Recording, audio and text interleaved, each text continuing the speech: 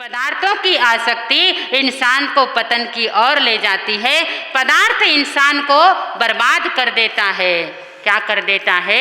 पदार्थ इंसान को बर्बाद कर देता है। लेकिन पदार्थों के प्रति छोटी सी आसक्ति इंसान को कहाँ ले जाती है? एक छोटी सी बात के माध्यम से मैं आपसे कहूँगी। ये जैन दर्शन का बहुत सुंदर उदाहरण मैं आपके सामने रखना चाहूँगी। कहते हैं, आपने इतिहास के अंदर नाम सुना होगा उस व्यक्ति का जो भगवान महावीर का परम श्रावक था, लेकिन एक छोटी सी आसक्ति के कारण, छोटे से प्रेम के कारण, छोटे से मोह के कारण इस संसार में क्या करने लग गया? परिभ्रमण कर लिया। कहते हैं कि नंदन मणिहार ने बहुत सुंदर बावड़ी बनवाई, एक औषधालय बनवाया, चारों ओर गार्डन बनवाए, इतना सुंदर नज़ारा, और सब कुछ बनवाने के बाद में एक सुंदर बावड़ी भी बनवाई। उस बावड़ी के चारों तरफ औषधालय और सुंदर गार्डन बनवाया। अब उस बावड़ी को देख करके वह मन में प्रसन्न हो जाता। उस औषधालय, विद्यालय और गार्डन को देख करके मन उसका बाग बाग हो जाता। और एक छोटी सी, और कहते हैं कि ऐसी सुंदर बावड़ी बनवाई जिसका वर्णन करना हमारे लिए क्या है? बहुत मुश्किल है। अब उन सब को देख देख के नंदन मणिहार क्या हो गया? खुश हो गया, आनंदित हो गया, प्रफुल्लित हो गया। और उस बावड़ी के प्रति उसकी इतनी आसक्ति कि समय आने पर जब उसकी मृत्यु हो जाती है तो उसी बावड़ी के अंदर वह मेंढक के रूप में क्या होता है? सुनना, इधर से सुनकर इधर मत निकालना कि हमारा जो ये राग, हमारा जो ये मोह हमें कहाँ तक लेकर के जाता है। इसके लिए थोड़ा सा चिंतन करना कि उसी बावड़ी की आसक्ति के फलस्वरूप वह नंदन मणिहार का जीव एक मेंढक बनकर उसी बावड़ी में क्या हो जाता है? पैदा हो जाता है। ये जन्म भी उसी पर हुआ और दूसरा जन्म भी उसी भूमि पर हुआ और उसी बावड़ी में अपने हाथों से जिसको निर्माण किया था उसी बावड़ी में वो मेंढक के रूप में पैदा होता है। इधर सारे शहर के लोग उसकी प्रशंसा करते हैं, वहाँ सेठ, वहाँ नंदन मणिहार, तुमने क्या बावड़ी बनवाई है। आनंद आ गया, मजा आ गया। जब गार्डन में बैठते हैं तो सारा टेंशन भूलकर हमें बहुत सारा सुकून मिल जाता है। एक बार पनिहारिन वहाँ पर पानी भरने के लिए आई। एक समय ऐसा था कि हमारी महिलाएं पनघट पर क्या जाती थी? पानी भरने के लिए जाती थी। अब तो पानी भरने का समय नहीं है, अब तो कान मरोड़ने का समय आया है। टूटी चालू करी और धड़ धड़ धड़ पानी निकल जाता है। स्विच चालू किया और लाइट ऑन हो जाती है और बंद किया तो लाइट बंद हो जाती है। पनिहारिन आई पानी भरने के लिए और आपस में बात करती है, अरे सखी तुम्हें पता है? नहीं, मुझे कुछ मालूम नहीं, कहो क्या बात है। उसने कहा, सखी आज तो मुझे बहुत आनंद आया है, इतना आनंद आया है कि मेरी ज़बान से मैं बयान नहीं कर सकती। दूसरी सखी कहने लगी, जो भी है बोलो ना, इतना हमें तरसाने का प्रयास न करो। तो देखो सुनो, आज हमारी नगरी में कौन आए हैं? परमात्मा महावीर पधारे हैं और सारे शहर के अंदर आनंद का वातावरण छाया हुआ है। मेरा मन बड़ा प्रफुल्लित है और मेरे रोंगटे खड़े हो गए हैं। कब हम परमात्मा के दर्शन करने जाएंगे? ये सारी बात कौन सुन रहा? बात को आप ध्यान से सुनना, ये कोई मजाक नहीं है, ये इतिहास की सत्य घटना, प्रैक्टिकल उदाहरण मैं आपके सामने रख रही हूँ। वह बड़ा प्रसन्न हो जाता है। कौन सुन रहा सारी बातें? नंदन मणिहार का जीव सुन रहा है, विचार करता है ओ हो, भगवान महावीर जैसे गुरु को पाकर भी मेरा जीवन बर्बाद हो गया। ऐसा सोचते सोचते, विचार करते करते उस मेंढक को जाति स्मरण ज्ञान हो जाता है। और ज्ञान होने के बाद में आगे क्या करता है वो सुनिए। मुझे तो बहुत अच्छा लगता कि एक छोटा सा तिर्यंच प्राणी इतना कुछ कर लेता है, तो ये 5 इंद्रियधारी मनुष्य कुछ नहीं कर सकता। बड़े अफसोस की बात है। वह विचार करता है कि महावीर जैसे गुरु को पाकर भी मैंने अपना जीवन बर्बाद कर दिया। ऐसा विचार करते करते उसे जाति स्मरण ज्ञान हो जाता है और 12 व्रत को वो स्वीकार कर लेता। 12 व्रत के पचकान किसने ले लिए?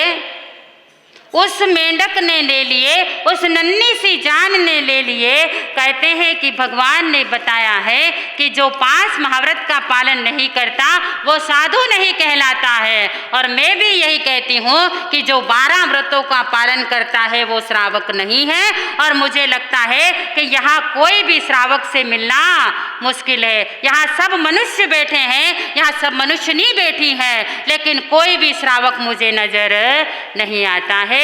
मैं बात आपकी नहीं कर रही हूँ, आप तो बहुत अच्छे हैं, लेकिन एक जनरल बात है, आप अपने जीवन में सबसे पहले 10वें कालिक को छोड़ो, उपासक दशांग सूत्र को पढ़ो और श्रावक के 12 व्रतों को समझने का क्या करो, प्रयास करो कि श्रावक के 12 व्रत होते क्या है। अब 12 व्रतों को क्या कर लिया, अंगीकार कर लिया और यावत जीवन तक जब तक जिएगा तब तक उसने विचार किया, चिंतन किया और नियम ले लिया कि मैं छठम भक्तम हमेशा करता रहूँगा, बेले बेले पारणा करूँगा। किसने सोचा?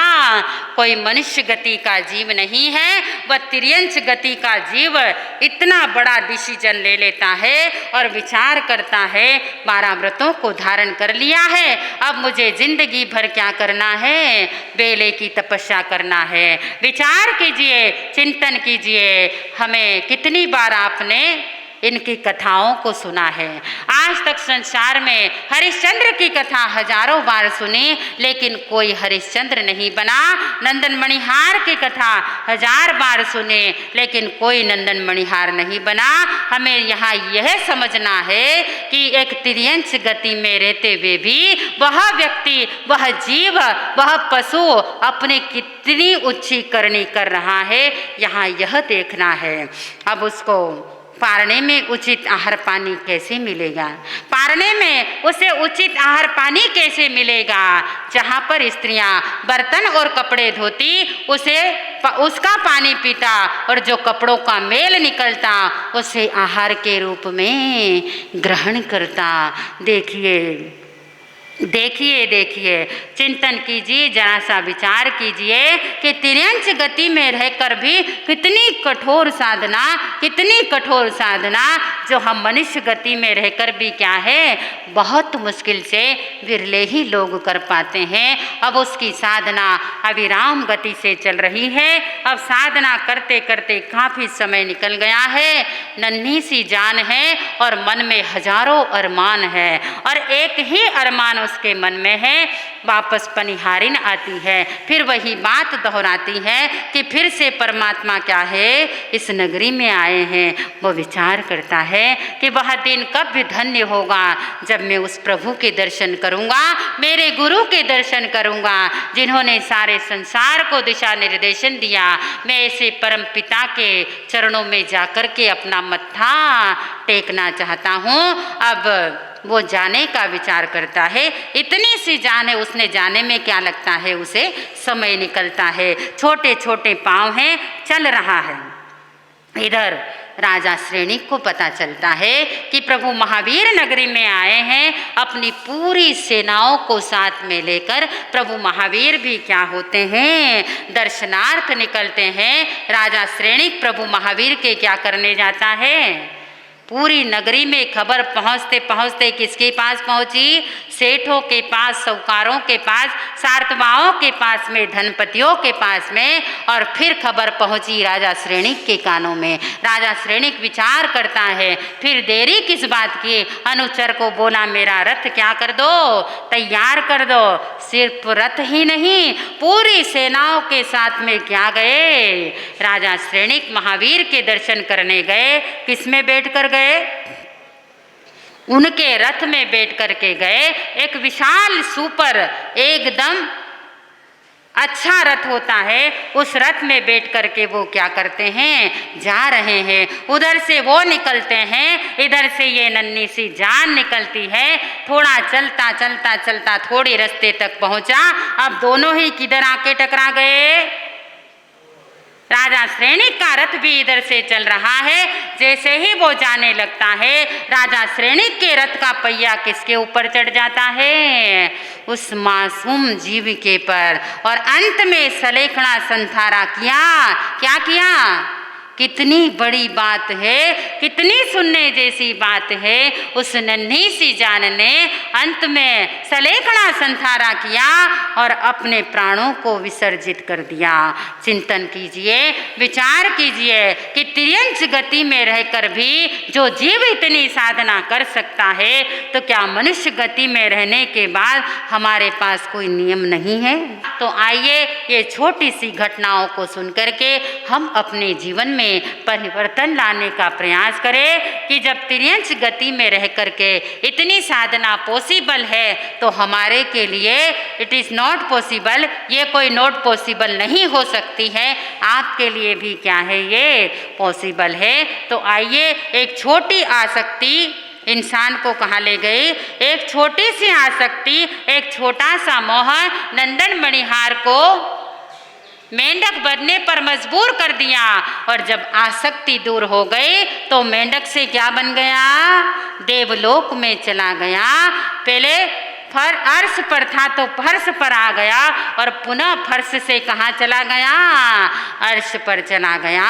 स्वर्ग की यात्राओं का निर्माण स्वयं के हाथ में है। नरक भी हम जा सकते हैं और स्वर्ग में भी हम जा सकते हैं, लेकिन याद रखना नरक अलग है, स्वर्ग अलग है, और देवलोक फिर क्या होता है, और अलग होता है। दोनों को मिक्सिंग करने का प्रयास न करें। तो आइए एक छोटी सी आसक्ति को छोड़ेंगे तो क्या होगा कि तोड़ो घेरा तृष्णाओं का, आत्म का उद्धार करो।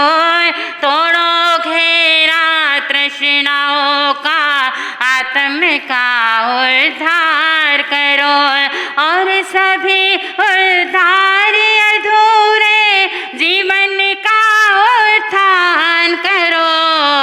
तोड़ो घेरा तृष्णाओं का, जीवन का उद्धार करो। तोड़ो घेरा तृष्णाओं का, जीवन का उद्धार करो, और सभी उद्धार अधूरे आत्म का उत्थान करो। तोड़ो घेरा तृष्णाओं का, जीवन को गुलजार करो। तोड़ो घेरा तृष्णाओं का, जीवन को गुलजार करो।